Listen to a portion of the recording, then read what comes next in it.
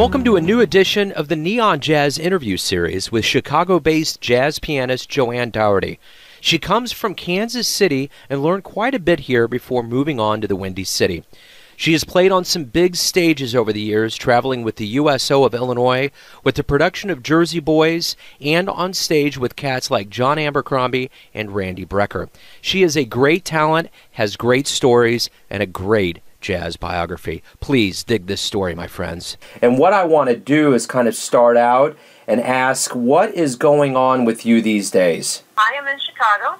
I live in Chicago. I've been here for about 15 years, but I came up musically in Kansas City. I grew up a couple hours south of there, and I kind of got my jazz chops together there. And then I ended up moving here. And since you asked about what I'm doing now, I'm doing a real kind of crazy combination of things where I'm doing jazz gigs, playing in a lot of other people's bands. I do rock gigs. I write arrangements for people. I tour with a group that's kind of a song and dance theater show, oldies show. And we've had a couple of PBS specials, and I music directed and wrote and arranged those. And I'm just kind of, in January, nobody's doing much. Yeah. But I'm practicing a lot and just kind of doing strange, odd gigs, just they all these things combine to make a life, so. It almost sounds like you're replicating the mantra of a lot of musicians these days. You're taking 24 hours and stretching it to like 72 a day. It sounds like you're pretty busy. Yeah, it's possible. I mean, I'm also actually really shooting for some balance right now, too. And I think this time of year is really good for that. Yeah. Because it's a little bit of enforced balance. But I used to tour, Bill probably told you about this, too. I used to tour with a Broadway show called Jersey Boys. Yeah. And that was really 24/7. Yeah. More so, and and it was an amazing experience that I would repeat. I loved every minute of it, but I also really appreciate my own ability to shape my days now in a way that I didn't have when I was doing that. Yeah, absolutely. Absolutely. So I'm going to kind of backtrack here. You started out in Kansas City, and you said you kind of got your jazz chops here. Explain, what happened in Kansas City to really get you going in that direction?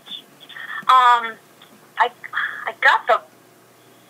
I went to college in Kirksville, Missouri, and there was an amazing teacher there named Rick DeMuzio who teaches out in Boston now. He's a saxophone player. Yeah. And Kansas City was the, I have family there and stuff too. Kansas City was the city, go to the city and see. I love telling my New York friends, like, yeah, when I grew up and moved to the city, it was Kansas City, and it was awesome. It was perfect for me. But I would come to Kansas City on the weekends and go to Jardines and, see people like Tommy Ruskin, bless his soul, rest his soul. Yeah. And Bob Bowman and Paul Smith and Danny and Rod and all those people, and that was a big part of my education on what skills you need and how you need to behave and all those things about, I knew how to play music, but I didn't know how to be a musician as a person in a career. So I moved to Kansas City after college, and I had a job. I worked in an insurance company, but I was out absorbing as much music and sitting in as many places as I could, and it was the perfect place for me to do that because everybody was really generous and open. There's a sit-in culture in Kansas City that there is not everywhere else. Yeah. It's like I've had long-term gigs here in Chicago, and I couldn't invite people to sit in, even though it had been my gig for 8 years or something. But it just was not the place. They don't let people sit in there. Yeah. And I thought, gosh, if I had my upbringing would have been very different if I had if that's what I had faced, because everybody just kind of was really cool. So and especially Tommy, and everybody else. I just, it was nice to revisit the times that I had gotten to play with him or watch him play, because he was, no question about what kind of musician he was, but he was also just so good at rolling with it. Like, he never rolled his eyes if the gig wasn't happening. He just did his best and was super cool and never too cool for anything. And that was a big, important lesson for me as like a 20-year-old. Yeah. That was really important for me to get then. And he was a big part of that, so. I was an observer in my 20s, and I used to go to the Majestic and catch him and Brahm, and he'd, get crazy later in the night and hit all those bottles and do his thing. And, he was smooth, but he came across to me as the kind of guy that was totally hip, but had a bedside manner, and that was just his shtick. And everybody I've talked to since then, I've interviewed some folks, they just talk about how he could have gone anywhere, and he picked Kansas City, and that he was the lifeblood of drumming in this town for years. Yeah, absolutely. Absolutely. So was it a culture shock for you to come from this region to Chicago, as I like to call Little New York?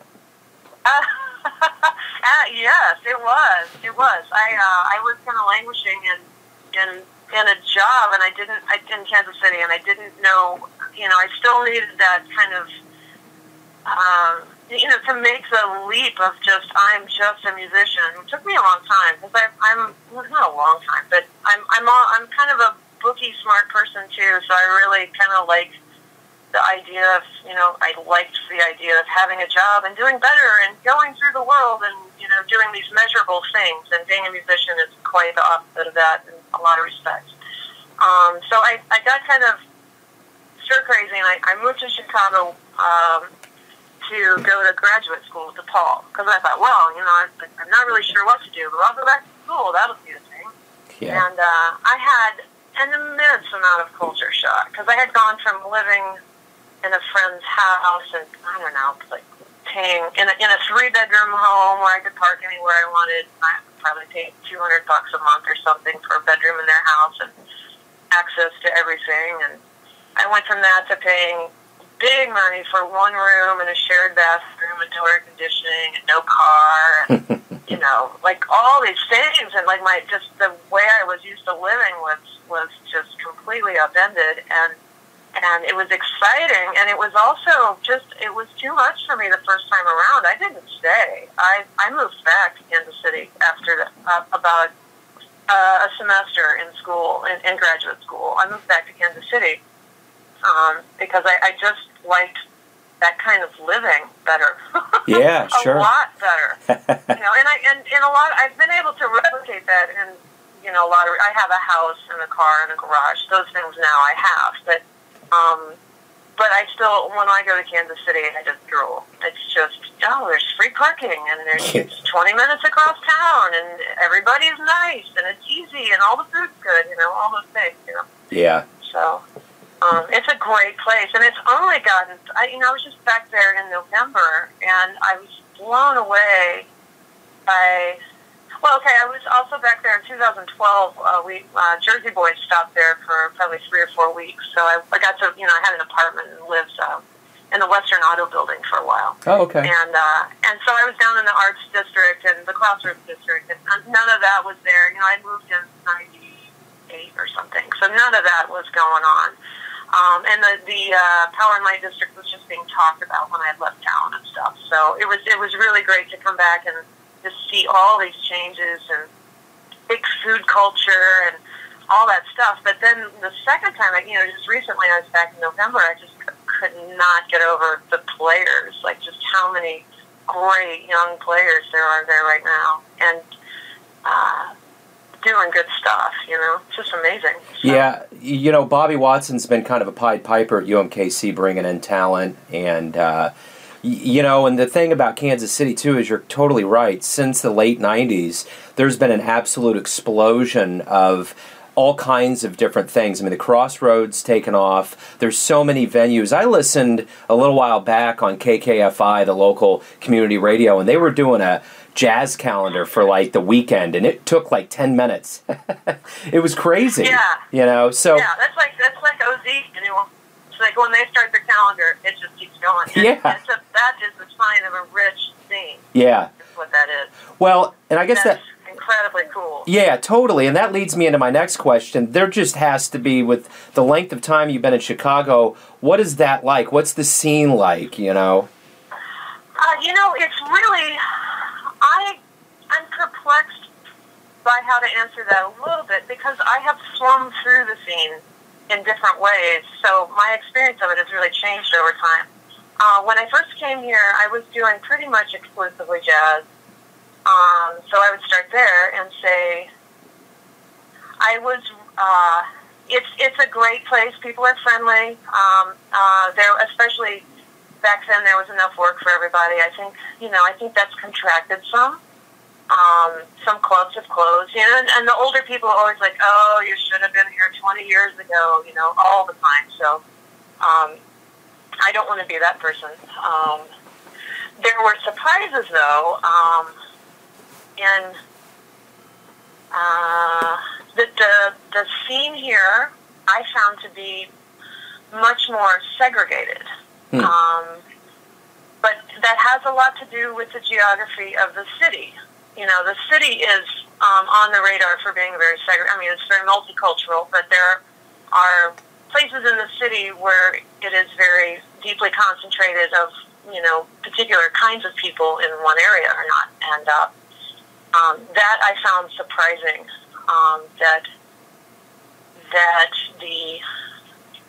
I was used to in Kansas City, just, you know, we were kind of more coming up by age group instead of any sort of self-separation, you know, and that was a real thrill for me. And, you know, the Blue Room was, you know, just coming up at the time, I got to play there a lot before I left. And that's a really magical place where all kinds of people come all the time, you know, and it's completely normal, you know. Sure. Not to say that doesn't happen here, but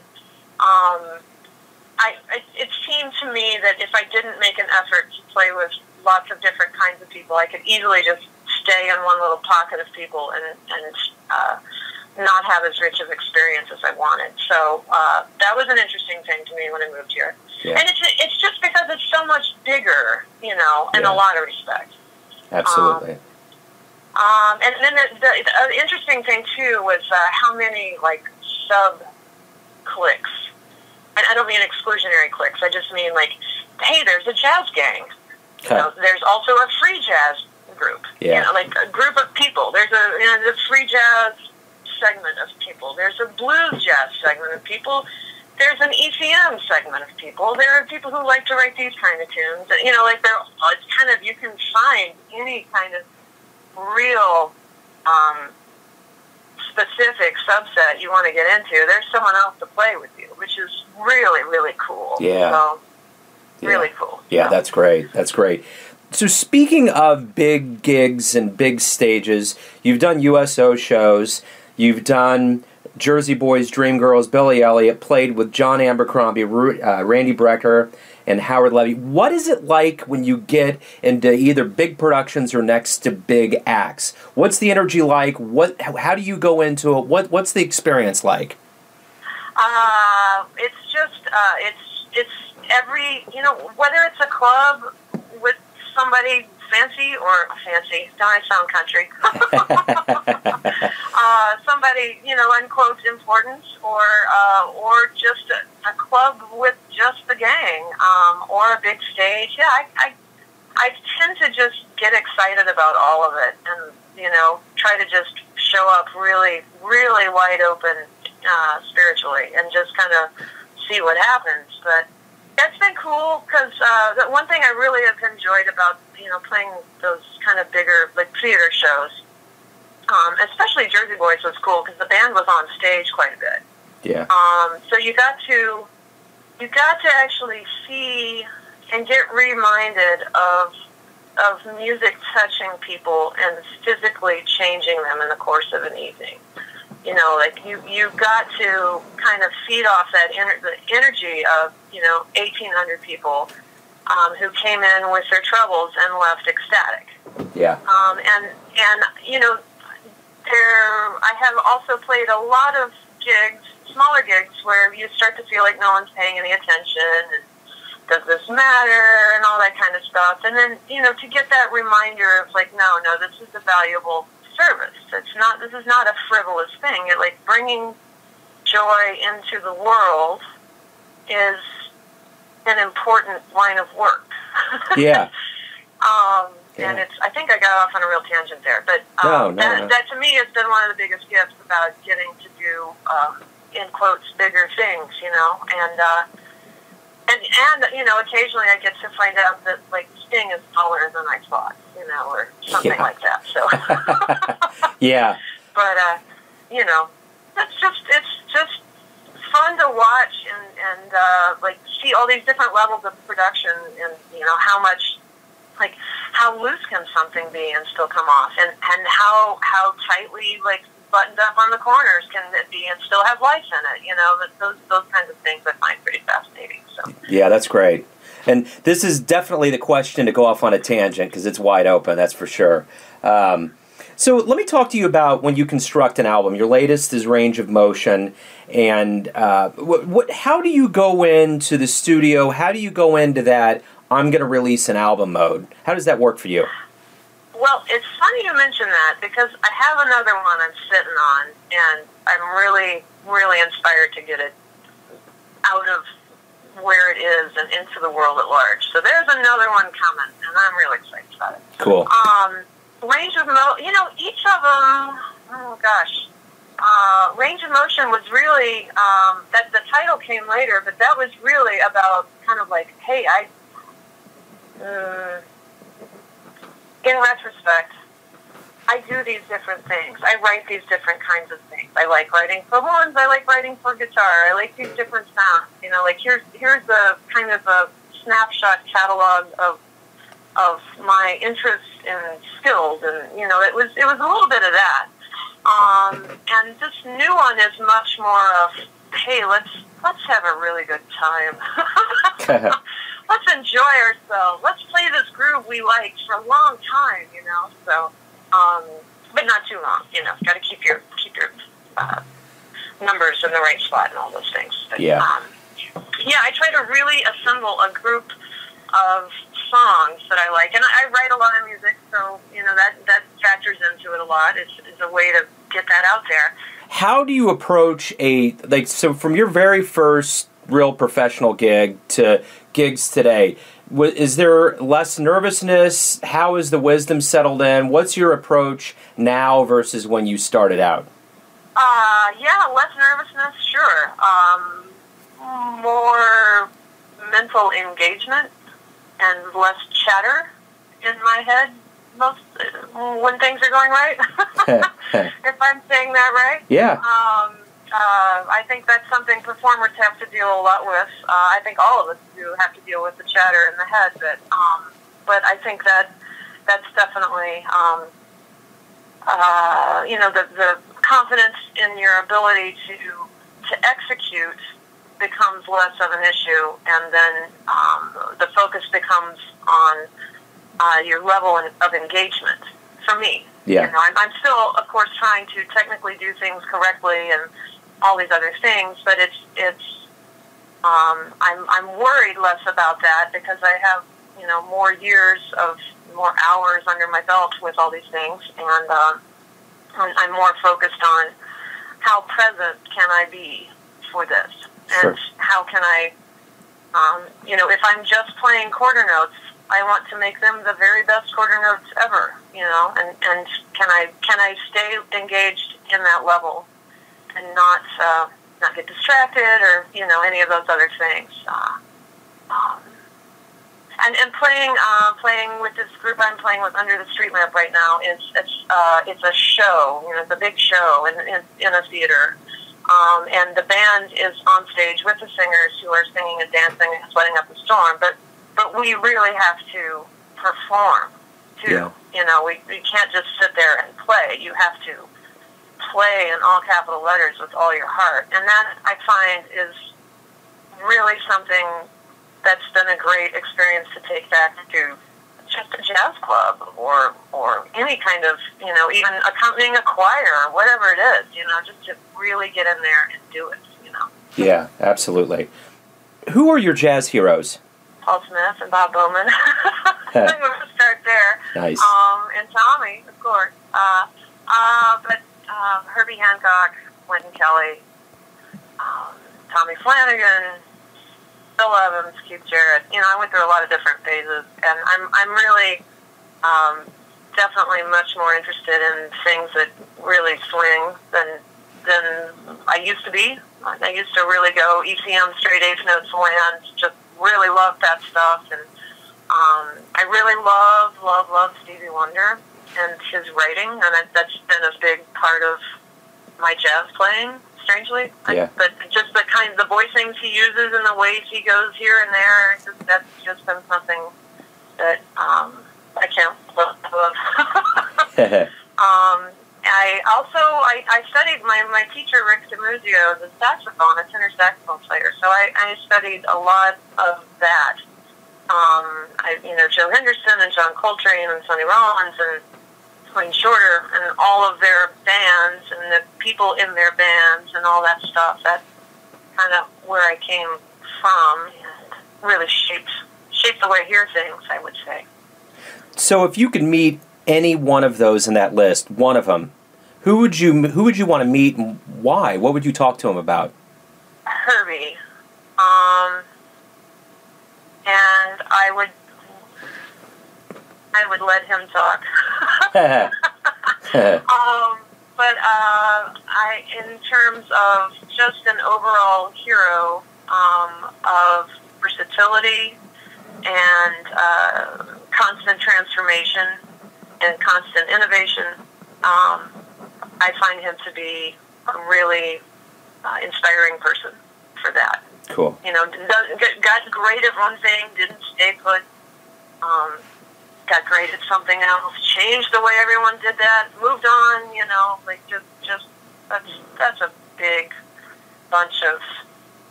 He's had a big bunch of influence on everything. Yeah, absolutely. What's the greatest thing about waking up every day? Right now is that I'm waking up at home, not in a hotel. Nice. I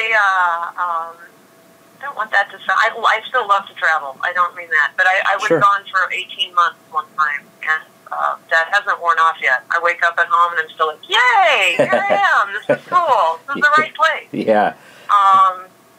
And also, one of the best things about waking up is that in my house is a very nice piano, and I get to play it at any time of day. Nice. At any volume, and not worry about it. And that's my favorite part about waking up. Right on. What is it about playing for fans? What kind of interchange do you like to have with them? What's the greatest thing about playing for a group of people? Bodies moving and people smiling. I do believe art should challenge us too. I don't want to discount that. Art serves so many functions, many of which are to make us really think about hard, heavy issues. But my little corner of the world, what I want to do is bring people happiness and joy and give them a place where they can experience life without bills and paperwork and laundry and all those things. Come listen to this other thing and go somewhere with me. Yeah. Be somewhere else and move around. Like if it's your toe tapping or it's your head, whatever. But just just to see people physically engaged is really cool. Right on. To me. So speaking of action and activity, let's say in 15 years from now, we do another interview just to see what you've been doing. What would you like to say happened to you during that time? What would you like to see happen? That's a great question. And I need to, this January is such a rebuilding time for musicians to begin with, regenerating time. And that's one I need to spend a little time on. I am, I've gotten to do some really cool stuff, and I'm kind of regrouping and trying to figure out where to point a lot of energy this year. So, but things that appeal to me, I would really like to just stay involved with great music and keep playing it for people. And I enjoy these bigger formats. I like writing for bigger groups. I really like writing and then playing the music I got to write for people. That's a big thing for me. I don't want to write a Broadway show. I don't mean that, but I do. I don't know. 15 years seems like a long time. Yeah. But I know now that I've had a couple 15 years in a row, that it just kind of goes by really fast. Yeah. So, thank you for that prompting. Yeah, absolutely. Absolutely. That's why we're here. So, final question. In the length of a tweet, 144 characters, it can go up or down a little bit. Tell me who you are. Well, I'm going to start with a disclaimer that I don't tweet much. Right. So I don't have that internalized as a unit. So let me give this a little thought. I am a person who loves music and its power to bring happiness to people. Cool. And, yeah. That's great. That should do it. That's it. Yeah. That's a perfect tweet right there. But with that, Joanne, thank you very much for your time. Continued success. I really appreciate this opportunity, and I really appreciate how skilled you are at directing this. Thank you. To just make it smooth and easy. Thank you. Take care. Appreciate it. I appreciate it too. Bye-bye. Thanks for listening and tuning in to yet another Neon Jazz interview, where we give you a bit of insight into the finest players in Chicago, Kansas City, and all over America. And thanks to Joanne for her time, candor, and energy. If you want to hear more interviews, go to Famous Interviews with Joe Domino on the iTunes Store. Or, as always, you can visit theneonjazz.blogspot.com for all things Neon Jazz. Until next time, enjoy the music, my friends. Neon Jazz.